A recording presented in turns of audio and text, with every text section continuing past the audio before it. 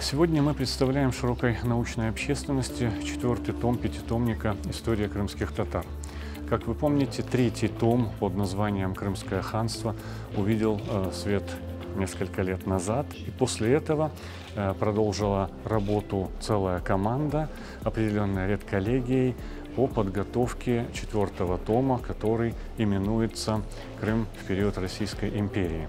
Как показала практика, документы центральных российских архивов до сих пор мало известны научной публике. Это продолжение большой многолетней программы Крымского научного центра Института истории имени Шахабуддина Марджани, Академии наук Республики Татарстан. Вхождение в состав Российской империи, интеграция социальной структуры крымско-татарского общества и его элиты в состав российского государства.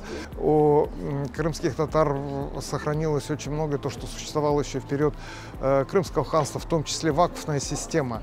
Также статус духовных деятелей и статус крымско-татарского дворянства. Это тот том, который посвящен событиям, как консолидировалась крымско-татарская нация, какие направления научные, языковые, все эти вопросы, они как раз в этом томе освещены. И очень важная часть этого тома посвящена как раз событиям второй половины XIX века, начала XX века, которые показывают, какие факторы позволили сформировать крымско-татарское общество, какие изменения произошли в языке, в культуре крымско-татарского народа, как сформировалась группа единомышленников, во многом под лидерством Исмаила Гаспринского.